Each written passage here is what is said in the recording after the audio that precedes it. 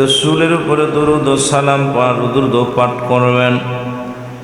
রসুল পাক সাল্লাল্লাহু আলাইহি ওয়াসাল্লামের উপরে দরুদ পড়া কওমি অঙ্গনের কিতাব, যারা কওমি অঙ্গনের ভাইরা আছেন, ফতোয়ায়ে দেওবন্দের মধ্যে দ্বিতীয় খণ্ড 24 নম্বর পৃষ্ঠা আল্লামা মুফতি শফিক আহমেদের লেখা দেওবন্দ মাদ্রাসায় পড়ানো হয়। এই মুসলমান এই কিতাবের মধ্যে বয়ান করে রাসূলুল্লাহর উপরে জীবনে একবার দুরূদ পড়া ফরজ, একাধিকবার পড়া সুন্নাত। যতবার দুরূদ পড়বে মুস্তাহাব আমল।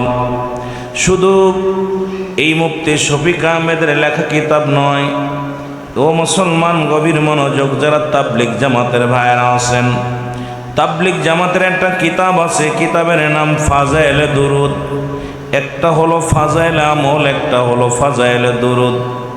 রসুল পাক সাল্লাল্লাহু আলাইহি ওয়াসাল্লামের দুরূদের ফজিলাত, দুরূদের বর্ণনা, দুরূদের ফায়দা, এইটা নিয়ে আলোচনা। শুধু তাই নয়, রাসূলুল্লাহর উপরে কোনো ব্যক্তি যদি একবার দুরূদ পড়ে 10টা গুনাহ আল্লাহ তাআলা মাফ করে দেন। রাসূলুল্লাহর উপরে যদি কোনো ব্যক্তি দুরূদ পড়ে, একবার দুরূদ পড়ে, 10টা নেকি তার আমলনামায় আল্লাহ তাআলা লিখে দেন। রাসূলুল্লাহর উপরে যদি কোনো ব্যক্তি একবার দুরূদ পড়ে, 10টা পুরস্কার ইয়াউমাল কিয়ামতের ময়দানে আল্লাহ দান করবে। রাসূলুল্লাহর উপরে দুরূদ পড়লে আমার আল্লাহ তাআলা নিজে খুশি হয়ে যায়। আমার নবীর উপরে দুরূদ পড়লে ফেরেশতারা খুশি হয়। রাসূলুল্লাহর উপরে দুরূদ পড়লে স্বয়ং মদিনাওয়ালা আমার নবী রাহমাতাল লিল আলামিন খুশি হয়। জোরে বলেন সুবহানাল্লাহ। আল্লাহ বলে কুরআনুল কারীমের মধ্যে, ইন্না নিশ্চিন্নাল্লাহ, আমি আল্লাহ, ইউসাল্লুনা, আমি পড়েছি আলান নবী, আমার নবীর উপরে, ইয়া আইয়ুহাল্লাযীনা আমানু, আল্লাহ যদি বলতি আইয়ুহান নাস, আল্লাহ মানুষদের ডাক দেন নাই, ডাক দিছি ইমানদারেরা, বিশ্বাসীরা। সাল্লু আলাইহি ওয়া সাল্লিমু তাসলিমা, দুরূদ ও সালাম পাঠ করা আমার নবীর উপরে কেমনে পড়বা, 2টা কায়দা। যারা গ্রামার পারেন, মুফতি মুহাদ্দিস সাহেব যারা আছেন, খুব খেয়াল করবেন। একটা হলো তাসলিমান, তাকে দেশে পড়ার জন্য, আর একটা হলো তাজিমান, সম্মানের সঙ্গে ওই রাসূলুল্লাহর উপরে মহব্বতে দুরূদ পড়েন। আল্লাহুম্মা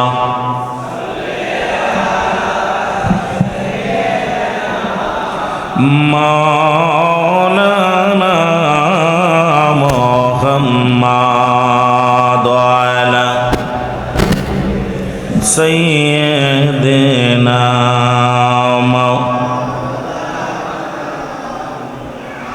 ওগো আকাশ জমিন তরলতা, এই তর হাজার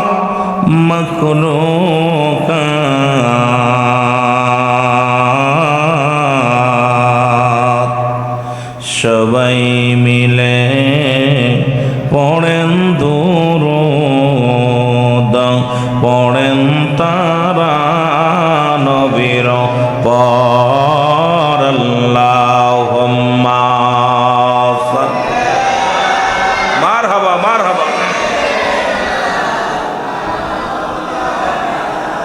ওয়া আলি সাইয়্যিদিনা,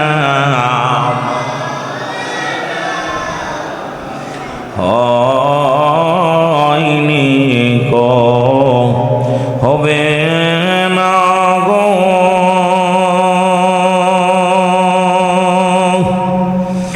এমন সজল,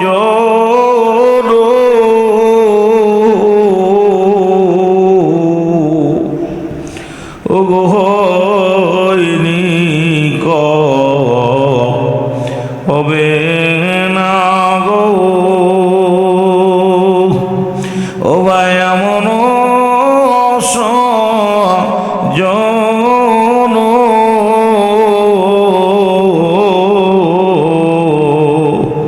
সারা জীবন কাঁদলেন নবীজি পাপী উম্মতের জন্য। আল্লাহুম্মা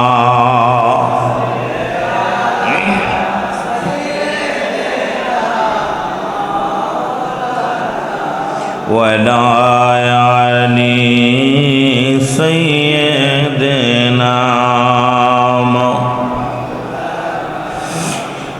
এমন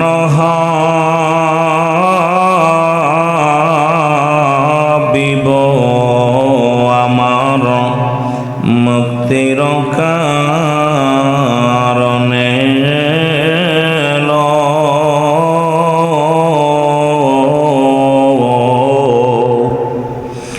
এমন হাবিব আমার মুক্তির কারণে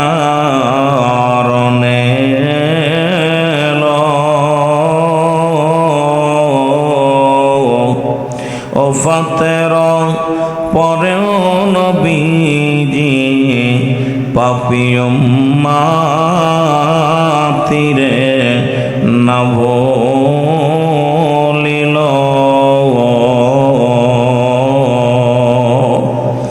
এমন হাবিব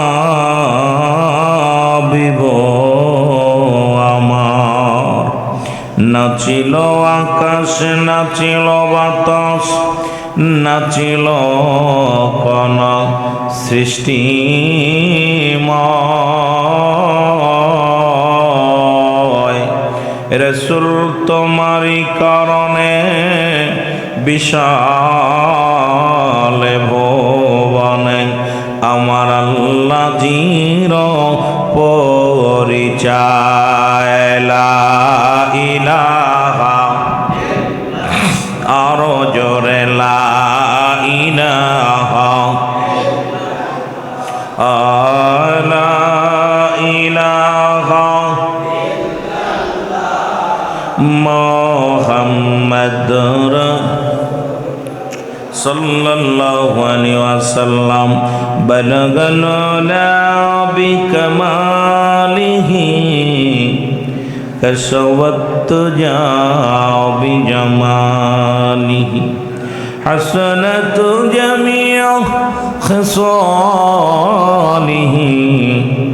صلوا عليه وآله الحمد لله উত্তর নূপুর আজকে বাইতুল আমিন জামে মসজিদের ও এলাকাবাসীর উদ্যোগে বাৎসরিক ওয়াজ মাহফিল রব্বুল আলামিন আপনাকে আমাকে আসার মতো বসার মতো সুযোগ আল্লাহ দান করল। উচ্চ কণ্ঠে আওয়াজ দেবেন আলহামদুলিল্লাহ। আজকের এই মাহফিল থেকে সালাম কদম জানাই কুল কায়নাতের নবী নবীদের নবী রাহমাতাল লিল আলামিনের পুত পবিত্র কদম মোবারকে। সালাম জানাই বাংলাদেশের অসংখ্য হক্কানি ওলি আল্লাহ হক্কানি পীর মাশায়েখ সকলের পুত পবিত্র কদম মোবারকে। সালাম জানাই আজকের মাহফিলের সম্মানিত সভাপতি জনাব হযরত মাওলানা হারুন রশিদ সাহেব, খতিব অত্র মসজিদের সম্মানিত খতিব সাহেব, আজকের মাহফিলের সম্মানিত পরিচালক হাফেজ মোহাম্মদ রাসেল ব্যাপারী সাহেব, আজকের মাহফিলের সম্মানিত উলামা ইকরাম, যে সমস্ত উলামা ইকরাম